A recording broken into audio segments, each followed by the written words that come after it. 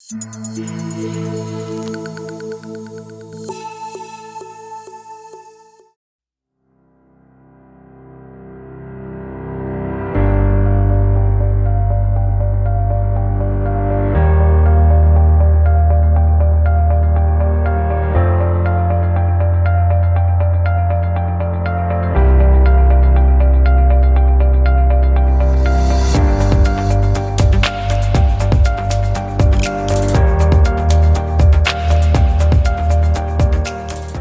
Lili Marquísio, do programa Quarta Revolução. Estamos aqui na Mercopar, Feira da Indústria e Inovação de Caxias do Sul. Vamos falar com empresas, startups, eventos que estarão acontecendo e muito mais. O tema desta feira é Indústria 4.0. Nos acompanhe.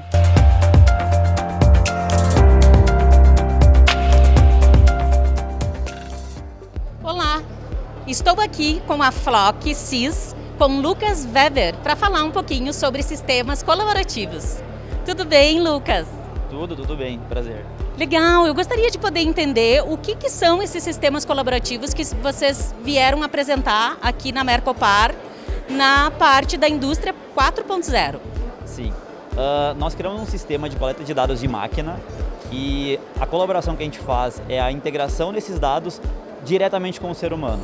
A gente faz isso através da utilização do smartwatch, que é o nosso software gerencia as máquinas, controla esses dados e fornece os alarmes direto no relógio. Então a gente faz um link direto entre a máquina e o relógio. O que a gente ganha com isso? Principalmente tempo de produção para o cliente. Então, antigamente as empresas elas têm máquinas automáticas, né? E antigamente a sinalização é feita por ou torre de luz ou por dashboards em TVs. Se não tem ninguém prestando atenção nessa TV ou nessa torre de luz, pode acontecer da máquina ficar parada por 30 minutos, 50 minutos, 1 hora, sem produção. E aí a tua disponibilidade de máquina cai, tua produção cai, tua lucratividade cai. A gente pega esses sinais de forma automática e entrega direto no relógio. Tempo. Certo, isso para as indústrias é uma solução bastante inteligente, porque, como tu mesmo disse, traz também o ganho de tempo. Mas qual é o outro diferencial que a Flock possui? Porque agora existem muitos softwares para isso, né? O que vocês oferecem também? Sim, a Flock é uma empresa que tem a sua base principalmente no desenvolvimento do software. Então nós criamos o software, nós temos capacidade de desenvolver o software e criar e customizar para o cliente. Então a gente não fornece um software de um terceiro, a gente desenvolveu todo ele. Então se o cliente precisa de uma customização ou uma integração com alguma máquina específica, nós somos capazes de fazer. Então a gente consegue ir até o chão de fábrica, lá embaixo, pegar os sinais e fornecer para o relógio. Então a gente faz todo esse loop, né? Justamente porque nós criamos a solução. Basicamente, o sistema ele avisa e vai monitorando o funcionamento do maquinário e te avisa através deste relógio. Isso, exatamente. Ele avisa, a gente pode monitorar, inclusive, obviamente, mais de uma máquina e no relógio a mensagem é customizada. Então, tendo cobertura de antenas, né? Nós também desenvolvemos uma antena, então o relógio ele conecta com a antena sem a necessidade de um celular, né? É uma outra vantagem que nós temos. E tu tendo cobertura de sinal, tu pode receber alarmes de diversas máquinas. Então mesmo que tu tenha 100 máquinas, o relógio te avisa se é a máquina 1, se é a máquina 12, se é a máquina 100. E, inclusive dentro do tipo de máquina a gente pode monitorar mais de um tipo de alarme. Então se a máquina para por manutenção, para por falta de peça, para por, sei lá, sobretensão, sobre temperatura, enfim, qualquer outro tipo de variável, a gente pode avisar no relógio de forma independente. Então cada tipo de alarme, cada máquina, a gente direciona para o relógio. E precisa estar próximo à empresa para ter essa informação através desse dispositivo? O que precisa acontecer para o sistema funcionar? Tu precisa ter a nossa antena é essa daqui. Ela é uma antena que a gente mesmo criou, né? Tu precisa só plugar lá na tomada, ela conecta na rede do cliente e ela conecta com o relógio por Bluetooth. Essa antena tem um raio de mais ou menos uns 20 metros de alcance, então num pavilhão, por exemplo, tu tenha uma área de 100 metros por 50, tu vai precisar em torno de 6 a 8 antenas para cobrir todo esse pavilhão. Se tu sai dessa área de cobertura e recebe uma notificação, obviamente por não ter sinal tu não recebe no relógio, mas quando tu volta para a área de cobertura, o software entende e te avisa. Então tu precisa estar no raio de cobertura das antenas, mas o alarme não se perde, o software continua monitorando e pegando os alarmes, né? o que pode acontecer é tu não receber no relógio, né?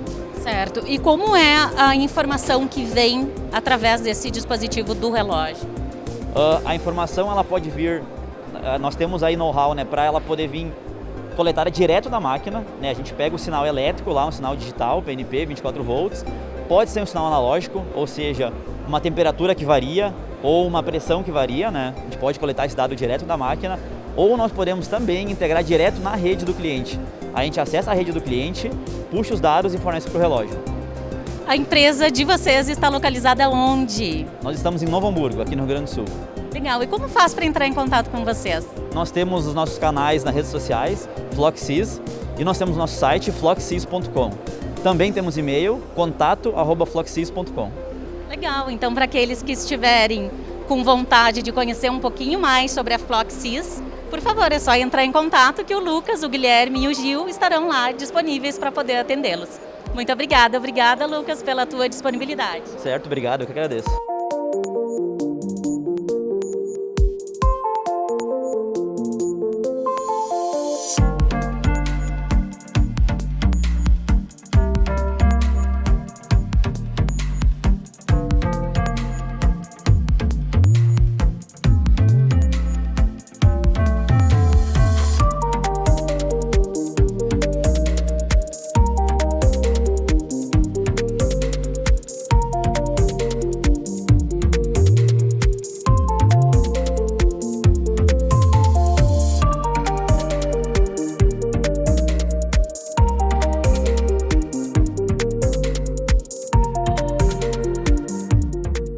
Olá, estou com João Carlos, da Liberty Soluções em Sustentabilidade. Tudo bem, João? Seja bem-vindo ao programa Quarta Revolução. Tudo bem, é um prazer aí estar no teu programa, né, fazendo divulgação aí do nosso projeto.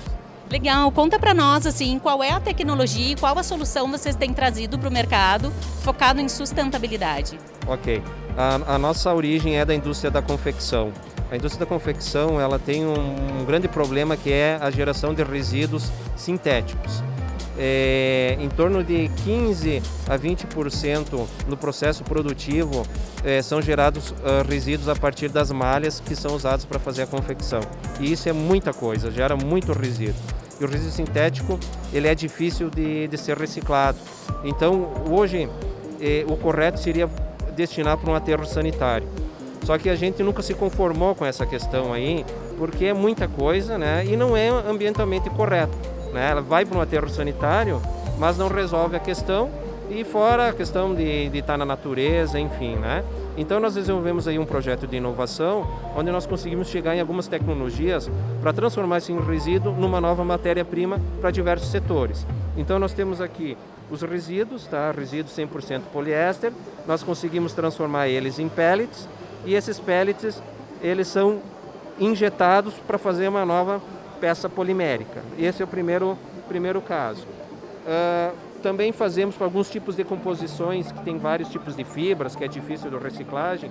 Nós fazemos aqui a madeira plástica. Então nós temos aqui uma telha, né, feita desse material que iria para um aterro sanitário. E dentro da economia circular, que é a nossa menina dos olhos do nosso setor, é pegar esse resíduo, fazer voltar para um novo fio e um novo tecido. Então nós temos duas tecnologias aqui. A primeira que é via fusão, foi transformado então o resíduo em pellet, depois numa extrusora de filamentos foi feito o fio e foi depois tecido, feito uma malha para voltar para o início da cadeia, né? E o segundo processo é uma reciclagem mecânica. Aqui nós temos algodão, poliéster, elastano. Conseguimos fazer voltar um novo fio para fazer um novo tecido, né? Então isso aqui dentro da economia circular, né, vem de encontro o que se prega, né, de fazer um reaproveitamento e não poluir, né, não digamos ter esse passivo ambiental. Então nós partimos aqui dos resíduos, né, das aparas têxteis sintéticas, tá? Fazemos os pellets, né? A partir dos pellets você faz as peças injetadas, tá? Também a telha para aqueles resíduos difíceis de várias composições, difíceis de ser reciclado. Então aqui é madeira plástica. Então aqui você faz a partir dos pellets o fio e depois você faz a malha. Isso aqui é a fusão. E nós temos aqui o mecânico, então, aonde que tem algodão elastano e poliéster, fizemos um novo fio e aqui você faz o tecido. Legal. A gente sabe, João Carlos, que tu já és um empresário aí de longa data, né? De uma trajetória, de uma jornada bastante longa. Como está sendo tu te aventurar nesse ramo das startups, trabalhando junto com jovens também, desenvolvendo essas novas tecnologias, que a gente sabe também que é importante a gente trabalhar em colaboração com outras instituições. Como está sendo essa experiência para ti? Olha, é um aprendizado, né? Por mais que a gente já tenha experiência aí no setor de negócios, você sempre tem algo para aprender, sempre a melhorar, enfim. É um modelo colaborativo, né? Nós temos o nosso negócio que é mais familiar e como startup você vai ter que estar aí fazendo a validação do teu modelo de negócios, né? Chamando outras pessoas para colaborar. Enfim, é um modelo assim, digamos que o ganha-ganha que a gente pode dizer, né? Onde vai se buscar unir forças, unir competências para oferecer para o mercado um novo produto com um custo acessível, enfim, né? Mas é um verdadeiro aprendizado. Legal, então a Liberty está trazendo aqui mais um benefício para a comunidade com foco na sustentabilidade. Quais são os próximos passos agora? Olha, nós aqui na feira nós estamos fazendo contato com potenciais clientes, né? Então nós temos empresas que trabalham com injeção, peças injetadas, que se interessaram pelos pellets, outras empresas que se interessaram pelo fio, pelo tecido, outras pela peça ali, pela madeira plástica. Enfim, a gente está usando a feira aqui para se aproximar com esses potenciais clientes e ver como que a gente pode entregar o melhor produto para eles, né? Para depois a gente montar o nosso modelo de negócios. Então, como eu falei, é um aprendizado, né? Depois da feira nós vamos filtrar todas as informações, todos esses contatos e para buscar ser assertivo, né? Para ir no mercado e oferecer a melhor solução com o melhor custo. Bacana. Então aqui a Mercopar está sendo uma grande vitrine para a gente poder apresentar o trabalho e essa solução que muitas empresas também devem estar procurando. Com certeza, com certeza. A Mercopar é uma grande oportunidade para os empreendedores aqui do Rio Grande do Sul virem visitar, primeiro conhecer o que está sendo desenvolvido em termos de inovação e fazer contatos. Um projeto muito legal aqui que tem da Mercopar é o projeto Comprador, que busca aproximar os grandes compradores com o pessoal aqui, com os vendedores. A gente participou também com essas soluções, fizemos contatos com grandes empresas do setor da confecção, né, que se interessaram, enfim. Então é assim, uma vitrine excelente e uma grande oportunidade. Vale a pena o pessoal vir participar, tirar um tempinho, conhecer, porque estamos aí próximos, né? Digamos, o pessoal do Rio Grande do Sul aqui, questão de 2, 3 horas está aqui, e ver essas oportunidades, né? E vivenciar isso e colocar essas ideias em prática. Legal. E como faz para encontrar a Liberty se alguém que está nos acompanhando gostaria de poder conhecer um pouquinho mais da Liberty? Nós temos uma página no Instagram, tá? Eu vou deixar também o nosso contato. Ainda em termos de material de divulgação, a gente não tem elaborado o site, né? Porque o nosso foco estava justamente em desenvolver a tecnologia, né? E a partir de agora sim que daí a gente vai trabalhar com essas questões, né? Mas o nosso Instagram é Liberty com 2 Cs, né? E o telefone de contato, vou deixar meu WhatsApp, é 54 9971 3220, tem mais um 9, né? 549 9971 3220. Legal, então estão todos convidados a conhecerem um pouquinho mais da Liberty, uma startup gaúcha trazendo soluções de sustentabilidade. Muito obrigada, João, pela tua participação e tua disponibilidade em falar conosco. Muito obrigado, para nós é um prazer, né? E sucesso.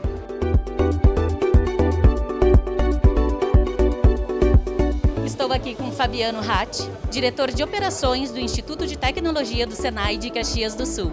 Tudo bem, Fabiano? Tudo bom, bem-vindo aí à nossa Mercopar, né, com a nossa feira aí, né? Legal, a gente está aqui na frente da Célula, que é a grande atração aqui dessa central da feira, Fabiano. Conta um pouquinho para nós o que é essa máquina que está todo mundo interessado em saber. Bom, na realidade essa máquina ela é um demonstrador de tecnologias habilitadoras da indústria 4.0, onde como é que surgiu isso, né? Foi um desafio lançado através da rede RS 4.0, onde vários fornecedores se engajaram para atender uma demanda de um cliente, né? E nós, Senai, entramos aí com uma operação toda técnica, né, de administração de todo esse processo, de integração desses fornecedores, para que a gente tivesse esse sucesso aqui de poder trazer para a feira uma célula demonstradora que ela se aplica à indústria, né? Qual é a diferença de outras feiras que têm outras células demonstradoras? Normalmente ela te traz um brinde, te traz um chaveirinho, uma caneta, entre outros, né? Neste caso aqui não vai ter o brinde, né? Por quê? Porque ela vai montar as válvulas pneumáticas do nosso cliente. Então ele vai tirar essa célula daqui e vai colocar na linha de produção dele, né, para produzir as válvulas pneumáticas da empresa dele. Então esse foi o objetivo. Além disso, nós conseguimos implementar várias tecnologias habilitadoras da indústria 4.0 que vão facilitar e dar uma melhoria no processo produtivo dele. O grande desafio foi justamente poder fazer a integração dessas tecnologias para que elas realmente se conversassem e entregassem essa operação em funcionamento. Conta para nós como foi o desenrolar e essa jornada para a construção desse equipamento. Na realidade, essa dificuldade existe, né? Porque vários fornecedores falam, às vezes, de protocolos diferentes, né? E fazer essa unificação de protocolos não é tão simples. E neste caso específico, nós abrimos para que todos os fornecedores da rede pudessem participar, né? Diferentemente se fosse um projeto mais fechado. Aí nós escolheríamos o fornecedor que já fala a linguagem que a gente precisa. Mas diante de tudo isso, né, cada um foi flexibilizando a sua parte, né, e nós tivemos aí vários relatos até de fornecedores concorrentes trabalhando juntos para que nós tivéssemos esse resultado, né? Então, o engajamento dos fornecedores, também queria destacar que esses fornecedores todos são regionais, são aqui do Rio Grande do Sul. Então, essas tecnologias que nós estamos demonstrando, não precisa buscar fora, nós temos a solução aqui dentro mesmo do estado, para que a gente possa melhorar o processo produtivo da indústria. Essa célula, então, que vocês estão apresentando, ela serve como um subsídio, um input para que empresas que estão buscando a sua reestruturação para entrar nesse viés da indústria 4.0, ela possa se inspirar e até mesmo conectar com esses fornecedores? É exatamente isso, né? Que ela possa realmente buscar essas tecnologias. Neste caso aqui a gente está demonstrando várias tecnologias, né? Mas não quer dizer que talvez a empresa, né, que nós estamos entregando, vai usar todas. Ela vai também selecionar as que são mais importantes e isso também nós entramos ali para fazer essa avaliação junto com o fornecedor, porque na realidade, por exemplo, o que a gente está trazendo aqui é uma realidade para pequenas e médias empresas, né? Então, a pequena e média empresa, qual é a situação do empresário? Ele avalia muito antes de fazer um investimento. E a gente diz muito isso para o empresário, e eles comentam com a gente, né, que eles não têm muito direito de errar, né, porque se eles errarem é um desembolso que realmente talvez vai fazer muita falta na empresa dele. Então, ele tem que ser muito assertivo. Então, é isso que nós estamos buscando. Que tecnologia realmente vai se adequar à empresa dele e se realmente isso vai se adequar para que ele tenha um resultado positivo, né? Legal, essas empresas que colaboraram para a construção dessa célula, elas estão aqui na Mercopar? Sim, elas estão todas aí com estandes, né? Eles podem vir nos visitar a primeira célula e depois nós podemos encaminhar aqui para os fornecedores, né? Todos eles estão listados aqui diante da célula aqui e nós temos aqui as meninas aqui que estão indicando os estandes desses fornecedores, né? Legal, então a gente vai conversar um pouquinho com eles também para poder apresentar um pouquinho sobre a realidade de cada uma dessas empresas e também poder levar isso para outras empresas e até mesmo para interessados. Exatamente, seria bem interessante falar com os fornecedores e um deles que está aqui na feira, aqui bem próximo aqui da célula, é o próprio cliente que está recebendo a máquina, né? A célula. Então seria uma ótima oportunidade de ter a percepção do cliente no recebimento desse projeto que nós desenvolvemos aí em tempo recorde, né? 120 dias. Né? É um grande desafio realizado em muitas mãos, de muita colaboração, né, Fabiano? Exatamente, foi o engajamento mesmo desses fornecedores, flexibilização, como eu falei ali, né, de ter essa colaboração e é isso que a rede 4.0 está buscando, né, essa colaboração entre fornecedores com o objetivo de atender o cliente, a indústria, para que ela possa ter uma melhor performance ali na frente. Legal, tu falaste sobre auxílio, até mesmo uma consultoria para as empresas que estão buscando uma tecnologia e até mesmo um parceiro de negócio. Como entrar em contato com vocês para ter acesso a essa informação, a esse conhecimento e essa bagagem de vocês? Pode entrar no site da Rede RS 4.0, né? Só pesquisar lá reders4.0.com.br lá. E através do site vai ter os fornecedores, os integradores, né? O próprio Senai está lá junto para ajudar nesse desenvolvimento e nessa percepção e identificação das melhorias que a empresa pode obter. Legal, muito obrigada, Fabiano. Parabéns pela iniciativa, por estar nos oportunizando essa grande oportunidade de poder entender como funciona, principalmente falando de integração, que a gente sabe que não é tão simples assim. Ok, ficamos à disposição, a Rede RS está à disposição, o Senai, né? E todos os fornecedores aí que participaram conosco.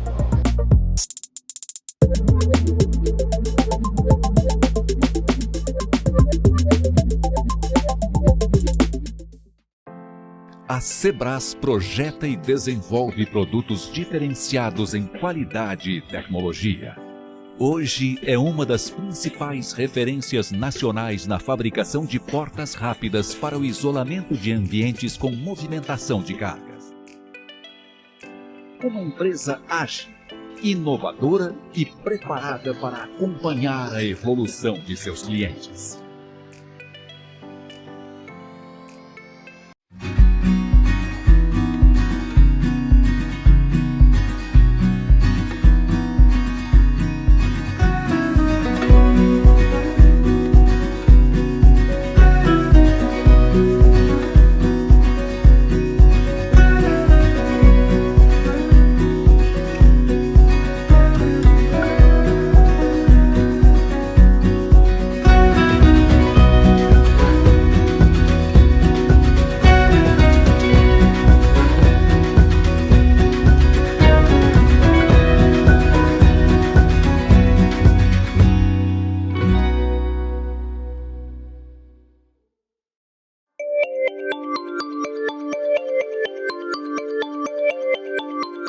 Olá, estamos aqui com o senhor Hernani Calduro, diretor-geral da Metalwork. Seja bem-vindo, senhor Hernani. Obrigado. Conta para nós o que é a Célula 4.0 e a Metalwork, ela está à frente dessa tecnologia, apresentando isso aqui na Mercopar para os seus convidados. Bom, em primeiro lugar, a Metalwork, ela participa do comitê operacional da Rede RS, que é um ecossistema que reúne todos os atores envolvidos com a tecnologia 4.0, que são as universidades, a academia, os ICTs, que são Centros de Pesquisas e Tecnologias, as entidades de classes afins e os fornecedores das tecnologias. Todo esse ecossistema tem como objetivo alavancar a produtividade da indústria de transformação de tal sorte que uma empresa, quando pense em fazer indústria 4.0, encontre nesse ecossistema tudo que ela precisa. A começar pelo seu planejamento, porque indústria 4.0 não é algo que você compra pronto. É uma caminhada, é uma jornada. Então, primeira coisa, tem que se fazer um planejamento de quanto tempo, o que eu vou empregar até aonde eu vou chegar. Para isso, a rede disponibiliza no seu portal, Rede RS Indústria 4.0, um diagnóstico que dá a maturidade da empresa em relação à indústria 4.0, ou seja, o quão longe está a caminhada. A partir daí, a empresa, contactando os entes da rede, ela pode solicitar, vão ajudar ela a construir esse planejamento. Quando a empresa pensar em aplicar ela encontra na rede os fornecedores de tecnologia. E uma coisa muito importante a destacar é que todos esses fornecedores de tecnologia são empresas gaúchas ou que têm base aqui no Rio Grande do Sul. Essa célula que nós estamos mostrando aqui são empresas gaúchas que forneceram fornecedores de tecnologias ou que elas têm base aqui, tem uma planta aqui no Rio Grande do Sul. Ou seja, nós temos essa capacidade, essa expertise, esse conhecimento dentro do estado para aplicar para qualquer tipo de indústria de transformação. Então a Metalwork está dentro desse contexto.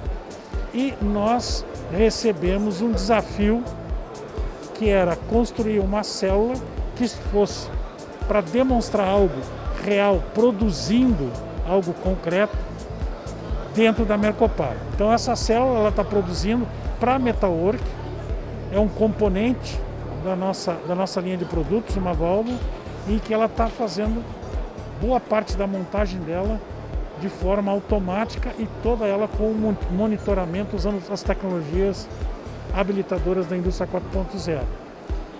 Graças às tecnologias que nós dispomos hoje na construção de estruturas de máquina, nós conseguimos, que te permite montar uma estrutura a partir de um projeto usando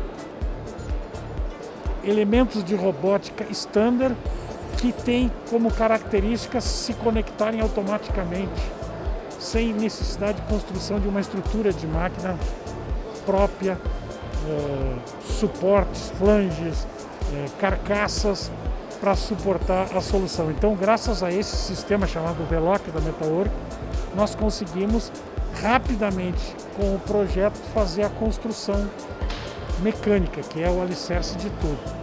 E, ao mesmo tempo, foi um grande desafio, o trabalho de cooperação estreita, que é elemento básico para qualquer projeto dentro da indústria 4.0, porque ninguém detém a tecnologia para tudo, nenhuma empresa tem, e todas as tecnologias têm que se conectarem, elas têm que se comunicarem.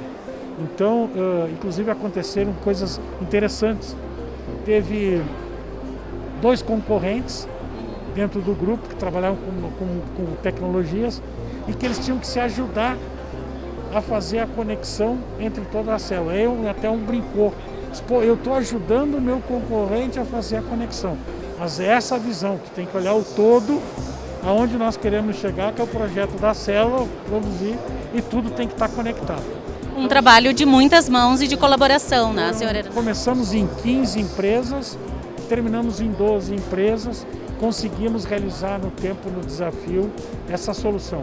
Nós estamos usando na Metalwork esse sistema Veloc, os eixos elétricos e toda a parte de manipulação, pinças, garras, que estão comandando, e um sistema inteligente de terminal, de válvulas, que além de fazer os movimentos, ele controla e gera dados e informações do estado de cada um dos elementos. Por exemplo, nós estamos monitorando o consumo de ar, o ar comprimido que nós estamos consumindo, nós estamos monitorando o consumo de energia elétrica e, inclusive, de cada motor nós estamos controlando os dados de consumo e de demanda de amperagem, para que qualquer anomalia tu tenha informação, e essa informação vai sendo registrada, disponível, para que depois um Data Analytics que está ali use isso para formar uma inteligência sobre o sistema, né? Então, todas essas tecnologias estão ali incorporadas nessa célula que está trabalhando aqui. E isso, então, é a indústria 4.0? Na realidade, isso é a indústria 4.0. A automação em si não é a indústria 4.0. Ela passa a ser a indústria 4.0 quando começa a integrar essas tecnologias, internet das coisas, realidade virtual ampliada, manufatura aditiva, todas essas, o conjunto dessas tecnologias que te permitem dar saltos, né? Dar saltos em termos de produtividade, né? Conta para nós um pouquinho, seu Hernani, com a sua jornada, sua expertise toda, né, à frente de uma grande empresa, está trabalhando de uma forma diferente, colaborativa, de muitas mãos e à frente de tantas iniciativas de inovação. Como tem sido para o senhor essa experiência? A gente aprende todo dia, né? mas a gente tem que ter em mente aberta, né? E estar aberto a cooperar, né? Cooperar estreitamente, ou seja, tem que colaborar, ajudar o outro, facilitar o trabalho dele para que ele consiga, porque o nosso objetivo é comum, né? Então, independente se ele é vermelho, amarelo, se é do Grêmio, se é do Inter, ou se ele é um concorrente, você tem que ter um objetivo comum. Quando você trabalha com esse espírito, fica tudo mais fácil. Parabéns, fico muito feliz de ter uma empresa tão próxima aqui no Rio Grande do Sul e uma referência como o senhor, trazendo para nós o quanto a gente pode também inovar mesmo em empresas já tradicionais aí de longa data no mercado. Parabéns e muito obrigada pela sua disponibilidade. Obrigado a você, obrigado a todos.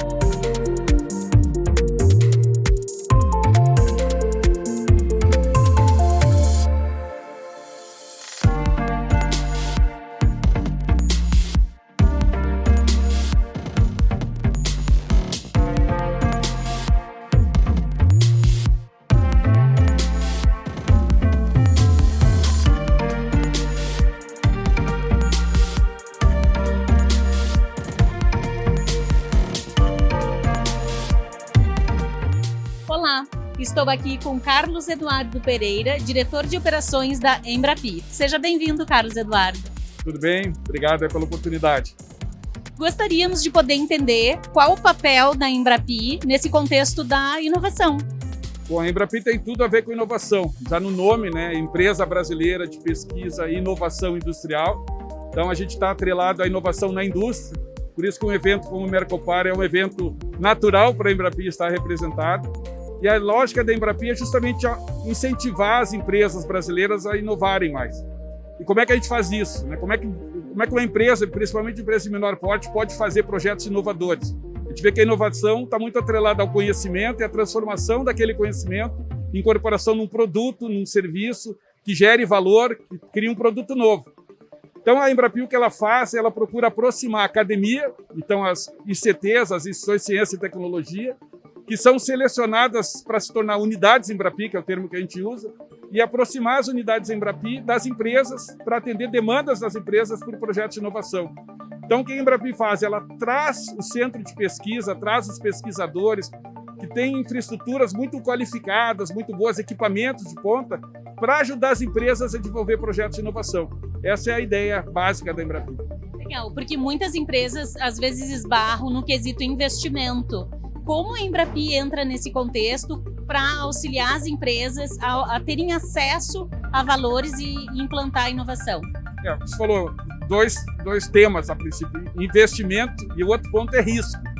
Investimento, eu vejo assim duas questões. Você tem investimento do custo do próprio projeto, mas você tem um investimento que é anterior ao projeto, que é montar equipes qualificadas, isso tem um custo pessoal qualificado, montar infraestruturas qualificadas e montar centros de pesquisas industriais. Isso é um custo muito alto. O que a Embrapi faz? Ela traz, por um lado, esse centro de pesquisa, mas além disso ela aporta recursos não reembolsáveis em projetos de pesquisa e inovação. Isso faz o quê? Isso faz com que o custo do projeto fique menor para a empresa. Mas eu gosto sempre de frisar, não é só o custo, não é só o recurso, não é só o financeiro. A competência da unidade Embrapi, com a sua infraestrutura, o seu conhecimento, ele reduz o risco tecnológico. Se eu vou fazer um projeto de inovação, eu não tenho certeza que eu vou chegar no fim. E se eu sou uma empresa pequena, muito provavelmente eu não vou conseguir chegar porque eu não tenho essa competência. Então a Embrapi traz a competência, auxilia com recursos, mas obviamente exige que a empresa também aporte no projeto. Esse é o modelo. É combinar então recursos públicos, que vem do governo, então é a parte do governo, traz a academia, que é a outra ponta dessa tríplice hélice aqui, e junto com as indústrias, onde as indústrias têm que trazer os seus problemas, as suas demandas, que vão ser, então, entendidas pelas unidades Embrapi e vai tentar ajudá-las a converter isso em soluções que vão virar produtos no mercado. E esses benefícios que vocês oferecem, vocês também têm uma vertical para startups? Temos. Obviamente, o foco é grandes empresas, elas conseguem ter. Apesar de que grande parte dos clientes da Embrapi também são grandes empresas, porque grandes empresas também têm essas demandas. Mas a gente tem um foco especial em pequenas, microempresas e particularmente em startups, que a startup hoje, principalmente o que a gente chama de startups de base tecnológica. Muitas das inovações que tem hoje eram desconhecidas há 2, 3 anos atrás. Então, essa vertente de inovação, que cada vez é mais rápida, ela depende muito da startup. E aí o problema de startup, como o nome diz, ela está uma empresa nascente, ela não tem recurso. Então, para ela, a gente tem tratamento ainda mais diferenciado. De que forma? A gente, por um lado, aporta mais recursos. Então, projetos que envolvem startups, eu posso ter um aporte maior de recursos em Embrapi. As startups, elas podem normalmente ficar sediadas nos próprios ambientes das unidades Embrapi, então ela tem acesso a pesquisadores, a equipamentos que ela não precisa ela compor, ela usa da infraestrutura, e aí com isso ela tem um aprendizado grande e consegue evoluir gerando esses produtos.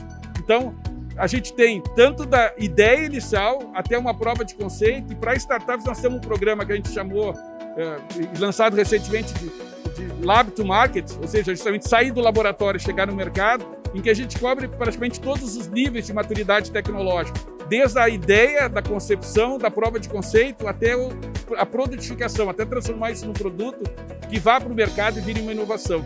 E essa é uma ideia, é totalmente diferenciado para apoiar as startups.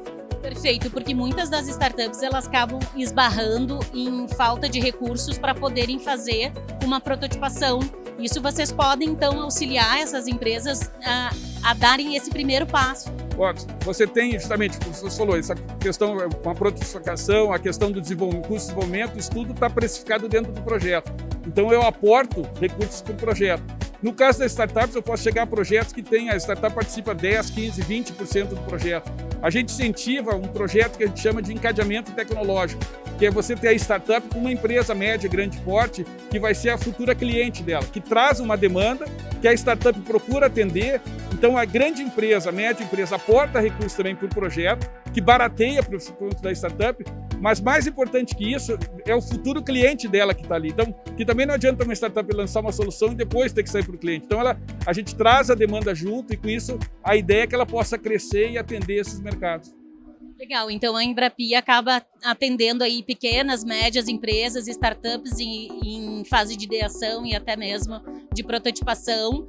Para ter acesso a vocês, como as pessoas podem chegar?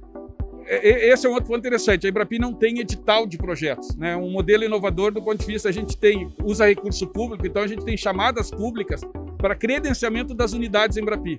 Então, como é que uma empresa acessa a Embrapi? Uma forma é buscar uma das 72 unidades Embrapi. A gente tem no nosso site, na nossa rede social, informações.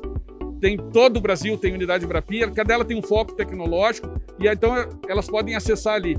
Podem entrar em contato com a Embrapi, seja pelas redes sociais, pelo site, a gente ajuda a tentar entender qual é a demanda e repassa para a unidade. O ponto-chave é a unidade Embrapi, que é uma ICT, então, que trabalha, que tem experiência, que vai ajudar a entender o problema e conseguir fazer montagem do projeto. A vantagem é que não existe um edital de projeto. Uma vez colocado, sendo um projeto que se enquadra no modelo Embrapi, o que é um projeto Embrapi? Eu tenho que ter pelo menos uma empresa industrial, pode ser uma startup. Pelo menos uma, pode ser 5, 10, eu tenho projetos com 12, 15 empresas. Aí você pega 15 empresas, qual é a vantagem? Ela divide os custos. Só que é um conceito da inovação aberta, ela pega a complementaridade de competências e fazem projetos que elas atuam junto depois. Esse é um ponto. A demanda tem que ser das empresas. Nós não financiamos projetos acadêmicos. A gente quer que seja uma demanda que vai virar no mercado uma solução. E a outra, tem que ter uma empresa que se responsabilize em querer industrializar aquela solução. A gente não quer gerar soluções que fiquem em prateleira. Nós queremos gerar produtos que vão estar para o mercado, que no final é interessante que tem um aspecto social também, que muitas das demandas que tem são dificuldades que as pessoas têm e que acabam sendo um serviço que aumenta a qualidade da vida das pessoas. Né? Você compra aquele produto porque você tem uma demanda também a ser atendida. Então esse é o modelo Embrapi. Então ponto, busca as nossas unidades ou contato com a Embrapi. Hoje nós temos no Rio Grande do Sul, né? Eu falei no Brasil são 72, só no Rio Grande do Sul são 8. Nós temos já no sul do Rio Grande do Sul, Rio Grande, no interior do Rio Grande do Sul, Santa Maria. Aqui na região norte temos a UX, Grafeno, que é uma unidade. Lá no Vale nós temos 2 em São Leopoldo, 2 Senai de inovação, na parte de polímeros, na parte de sensoriamento. Na região de Porto Alegre nós temos também, então são 8 unidades só no Rio Grande do Sul, mas todas as unidades elas atuam nacionalmente, ou seja, ainda mais hoje com a conexão virtual, né, você pode ter startups aqui conectadas com unidades no Amazonas, no Nordeste, né, todas elas atuam a nível nacional. Basicamente, a Embrapi ela acaba auxiliando também em aportes financeiros, unindo forças aí com outras instituições, mas também através do conhecimento, entregando conhecimento e todo esse capital intelectual que se tem, até mesmo para fazer alguns ajustes em projetos. Isso, exatamente. A ideia é assim, então você tendo a demanda industrial, a unidade Embrapi tenta caracterizar e ver se isso é execuível, qual é a forma que tem, e a gente diz, é pesquisa aplicada. Ela não sabe exatamente, não tem a solução pronta. Se tiver a solução pronta, o melhor é buscar algum empréstimo, investimento para fazer. Aqui a gente quer fazer coisas customizadas, inovações. Então isso, uma vez montado o projeto, primeira vantagem é auxílio de gente que tem competência na área, que tem infraestrutura, e isso barateia no final os custos, porque imagina, de novo, a startup não conseguiria ter um equipamento de ponta que custa milhões, que a ICT tem lá disponível e ela pode usar no projeto. Todo o projeto, o custo ele é tripartite dividido. Então, a Embrapi entra de 1/3 num modelo tradicional para empresa de maior porte, podendo chegar a 50% de projetos com startups. Então, metade do custo do projeto é financiado com recursos não reembolsáveis. Existe a expectativa da unidade contribuir, normalmente é o que a gente chama de contrapartida econômica, são horas de uso de equipamentos, por exemplo, então isso é contabilizado no projeto. As horas de trabalho de pesquisadores também contabilizado e a parte da empresa. A parte da empresa pode ser feita de forma cooperativa. É isso que a gente diz. Se tiver uma grande, uma startup, a gente tem projetos, por exemplo, que a grande paga todo o custo do projeto. A startup está ali porque a grande tem interesse no desenvolvimento. Essa, obviamente, para a startup é a situação usual. Mas, como eu falei, temos uma parceria com o Sebrae, onde o Sebrae, para as pequenas microempresas e startups, o Sebrae cofinancia a parte das startups e das pequenas microempresas, até 70%. Ou seja, a pequena microempresa ela paga 30% da parte dela, da empresa, que em geral é da ordem de 1/3, ou seja, dá 10%, 15% que ela paga para fazer um projeto que multiplica por 10, então, o recurso que ela aplicou. Então, esse é um modelo que é atrativo do ponto de vista financeiro, mas principalmente, de novo, volto a frisar, se perguntar para elas, depois ela diz que mais importante do que o aporte financeiro é o conhecimento, esse acesso aos pesquisadores, aos futuros empregados, porque a gente põe os estudantes a trabalhar no projeto. Onde é que vai o estudante depois de terminar aquele projeto? Grande parte deles são contratados pelas empresas. Outra oportunidade, eles criam novas startups, porque ele começa a entender do modelo de negócio, ele vê a oportunidade de criar. Ou a outra ainda, ele pode ser contratado pela própria unidade Embrapi, que também precisa gente para desenvolver. Então, é emprego qualificado, que acaba gerando mais imposto, que acaba gerando mais produtos, e essa que é o objetivo da Embrapi. Vocês vão auxiliando em todas as engrenagens aí para o crescimento de todo o ecossistema de inovação e auxiliando aí as regiões, as empresas e também os profissionais e estudantes a evoluírem tanto na parte profissional, mas também, né, de toda a bagagem de conhecimento aí, de trocas que a gente vai tendo de aprendizado. Exatamente, todo esse e mais, um ponto adicional, a gente tem, por exemplo, cooperação internacional. A Embrapi conseguiu fazer parceria, que é interessante, você vai na Alemanha, vai no Reino Unido, Estados Unidos, muito desses países adotam o modelo tipo Embrapi. Existe uma Embrapi naqueles países, que é muito o modelo Embrapi. Ela é uma personalidade jurídica, sem fim lucrativo, não é governo, ela tem um contrato com o governo e ela recebe recursos para aplicar. Nesse projeto de cooperação, o que a gente faz? Se a parte brasileira for um projeto Embrapi, eu apoio 50%, é o projeto Embrapi tradicional, que tem um parceiro internacional que pode financiar a parte internacional. Qual é a grande vantagem disso? A gente tem projetos com startups que fazem um produto não só para o mercado brasileiro, é conectado no mercado europeu, asiático, temos parceria com quase diversos países diferentes, regiões.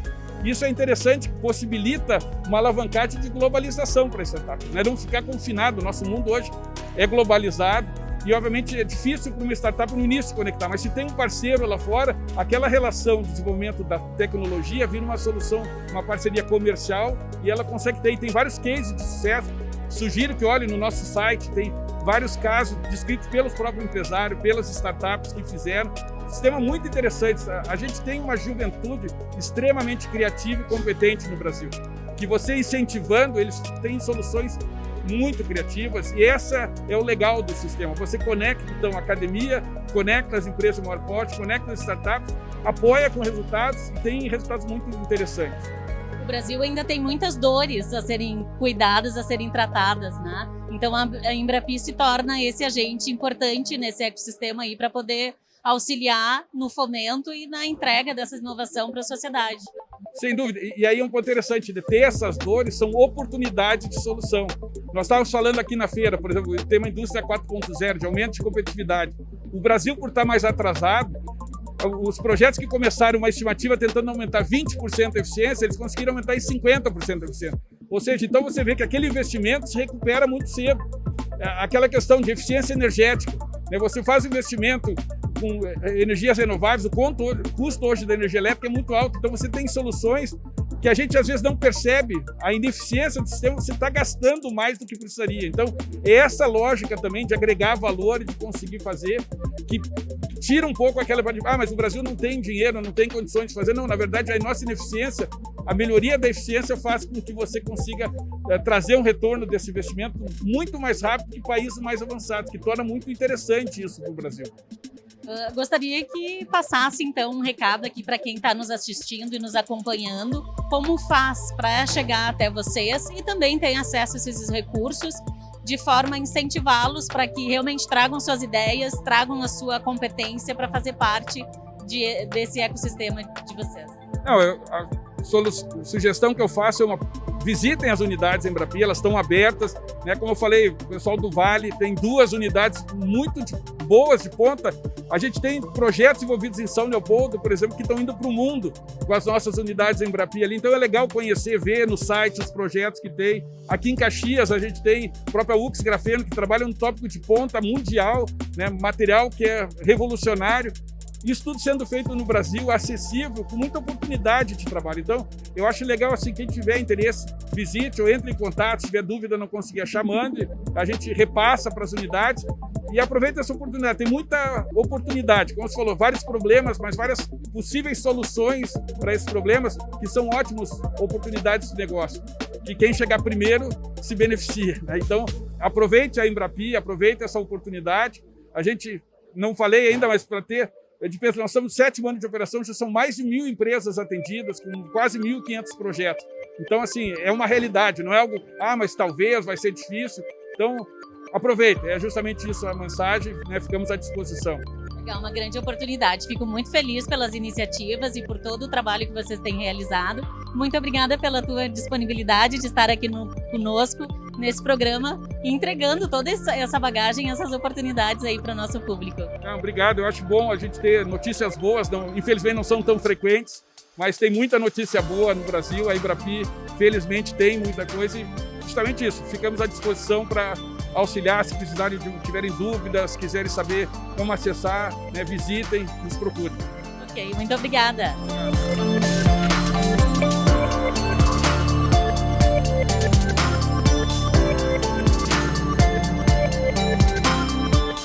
Olá, estou aqui com o Moisés, do Instituto do Senai Joinville. Seja bem-vindo, Moisés.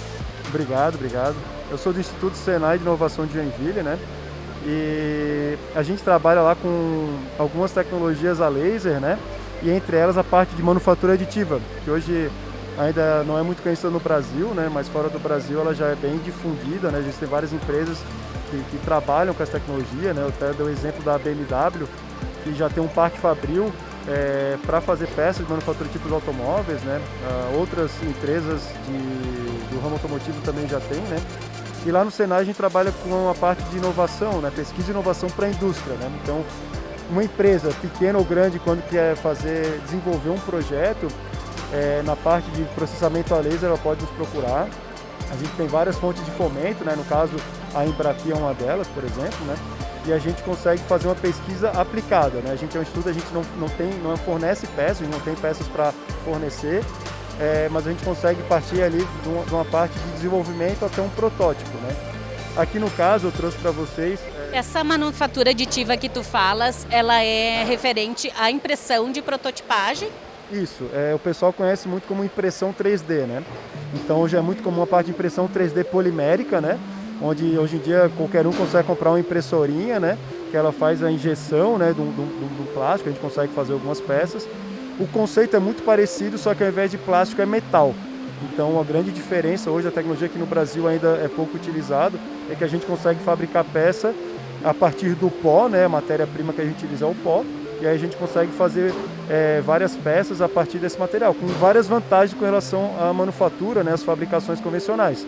redução de matéria-prima, por exemplo, né? Eu não preciso partir de um tarugo para fazer uma peça forjada, né? Por exemplo, uma peça dessa que é um obturador, é um exemplo de um obturador de uma válvula. Se eu fosse fazer por um método convencional, eu ia partir de um tarugo, um quadrado de metal, e eu ia usinar e retirar material até formar essa peça. Com a manufatura aditiva, com a impressão 3D, eu consigo fabricar exatamente a peça que eu quero, utilizando praticamente toda a minha matéria-prima, né? Então, tem muito questão do meio ambiente, né? A otimização de material que também é muito utilizada. E na parte de impressão 3D com uma forma geral, a gente também tem a questão de design, né? A parte de pensar aditivo, como a gente fala, né? Então, não só fabricar uma peça que pode ser fabricado por uma fabricação convencional, mas utilizar a tecnologia a nosso favor, né? A gente consegue fabricar geometrias muito complexas, como por exemplo esse globo aqui, né? A gente nunca conseguiria fazer uma peça dessa por outra manufatura, outra forma de fabricação, senão por manufatura aditiva. E aí a gente consegue pensar, né, trazer conceitos para, por exemplo, moldes de injeção, né, que a indústria aqui utiliza bastante. Então, ao invés de eu fazer um molde de injeção de plástico, por exemplo, com canais feitos por furação, eu consigo fabricar o meu molde com esses canais ao redor de todo o meu canal, e aí eu consigo reduzir 5, às vezes 10 vezes o meu tempo de resfriamento de molde, dando muito ganho, né, e qualidade para o meu produto, né. Para a área de óleo e gás, por exemplo, eles trabalham muito com a questão de estoque, né. Eles precisam ter hoje bilhões de reais em peças parado em estoque, para quando uma peça estragar numa plataforma, eles vão retirar desse estoque e levam para lá. Acontece que tem peças que estão lá há 10, 20, 30 anos, né. Essas peças elas podem conter avarias, então se eles solicitarem para vocês essa prototipagem, essa impressão 3D de uma peça sem eu precisar ter ela em estoque por 20 ou 30 anos, isso facilita a questão de estoque, mas também acredito que de custos, isso? Não, com certeza. A ideia é que a gente passe não só no setor de óleo e gás, mas para os outros setores a criar um estoque virtual. Eu não preciso mais ter peça, eu posso fazer uma peça sob medida, né? Então eu tenho meu estoque, né, meu desenho técnico já validado, já prototipado antes de tudo, né? E aí quando essa empresa precisar novamente de uma peça nova, ela só vai fazer o pedido daquele desenho que ela quer. Ela não precisa mais ter ela em estoque, ela não precisa mais se preocupar, né, o fornecedor em ter isso guardado ou ter os custos de produção, né? Então é uma das vantagens da tecnologia. E outra vantagem também é a questão de engenharia reversa, né? Por exemplo, uma plataforma de petróleo ou outras indústrias, né, que tenham peças paradas há muito tempo ou que estão em aplicação há muito tempo, às vezes não tem mais nem fornecedor. Então a gente consegue ir na plataforma ou ir na empresa e fazer uma engenharia reversa, né, através de métodos de escaneamento a laser ou outras áreas, né, e fazer uma engenharia reversa e conseguir fabricar novamente via manufatura aditiva essa peça que não tinha mais fornecedor, não tinha mais quem faça, né, então também dá vantagens. E quanto tempo demora para fazer uma impressão como essa? Então, ela varia de poucas horas, né, se for as peças menores, então coisas de 3, 4, 5 horas, podendo chegar até umas 40 horas de fabricação. A tecnologia está evoluindo bastante, né? Existem algumas feiras fora do Brasil, na Alemanha, nos Estados Unidos, que apresentam essas inovações anualmente, né? E já existem dezenas de empresas mundo afora de fabricação de equipamentos, de máquinas de manufatura aditiva, né, de impressão 3D. E cada ano que passa, essa tecnologia está avançando para se tornar mais produtivo, né, que esse é o gargalo dessa tecnologia hoje, é a produtividade. Então, eu dou o exemplo de que quando a nossa primeira máquina, comprada 8 anos atrás, ela tinha um laser só para fazer o processo e tinha uma forma muito lenta de deposição. Hoje em dia já se encontra a máquina com 4, com 8 lasers simultâneos e processos que às vezes não espera nem fazer a deposição total para ela já começar o processo. Então eles estão trabalhando muito mais essa questão de evolução da produtividade, né? E a gente acredita que em menos de 5 anos já vai estar dominando praticamente todas as indústrias. Já.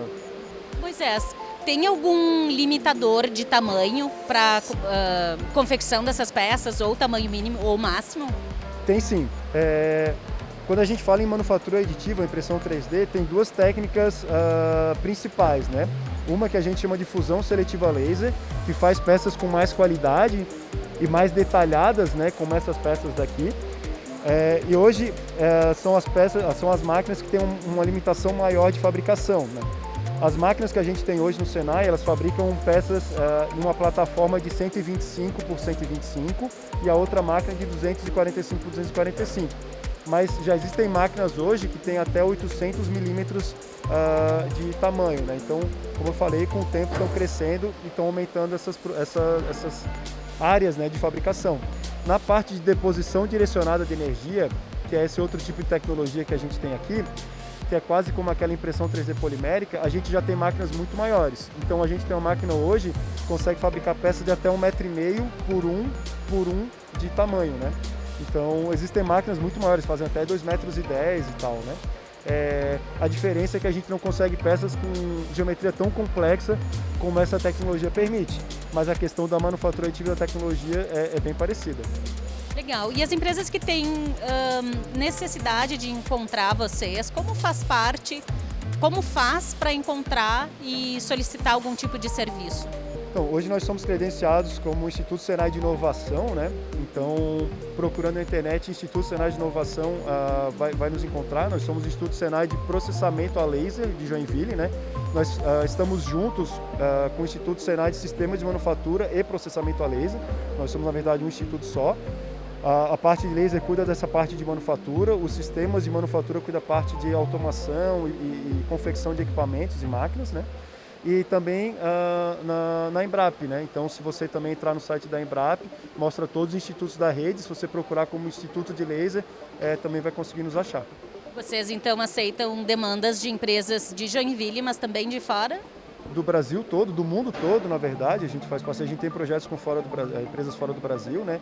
E como eu falei, empresa pequena e empresa grande, né? A gente tem várias fontes de fomento que às vezes as empresas pequenas acham que não conseguem fazer esse tipo de projeto, é muito caro, mas a gente consegue atender e a gente tem fontes de fomento, né? Como a Embrap, como o Sebrae, que auxiliam e facilitam muito essas empresas a conseguirem inovar, né? Que eu acho que essa questão de inovação e essa tecnologia, ela só está chegando no Brasil por agora, né? Então ainda tem muito a crescer e as empresas que chegarem, que descobrirem essa tecnologia por agora, elas vão estar muito à frente aí nos próximos anos, né? Legal, muito obrigada, Moisés, pela tua participação aqui, pela tua disponibilidade. E se tu quiseres passar um recado aqui para quem está nos assistindo, fique à vontade. Não, agradeço a disponibilidade, né, pela entrevista, e acho que o único recado que eu tenho a falar para quem está nos assistindo é de fato procurar os institutos de inovação, né, assim como tem o de laser em Joinville, né, existem outros institutos na rede, né, que tem que ser divulgados. Aqui no Rio Grande do Sul a gente tem também na parte de polímeros, entre outros, né, e no Brasil inteiro. Então fica o convite aí para a sua empresa procurar os institutos mais próximos, né, dentro da sua área, e confiar no Instituto Senai de Inovação e na Embrapi, né, para fazer aí desenvolver inovação, desenvolver projetos, que eu acho que o Brasil precisa bastante que as empresas inovem, né, que as empresas estejam sempre um passo à frente aí, né, para a gente não ser só mais o país que todo mundo fala que é o país ainda engatinhando na indústria 2.0, mas que está indo para essa indústria 4.0 de uma vez. Legal, muito obrigada.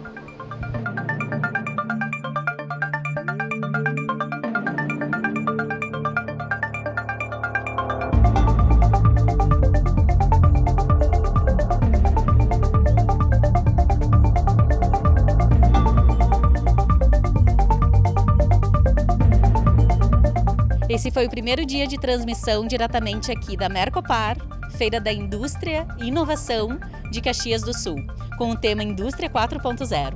Na próxima semana, vamos continuar fazendo a cobertura deste evento. Nos acompanhe. Tecnologia, inovação, empresas, startups, indústrias de fomento e muito mais.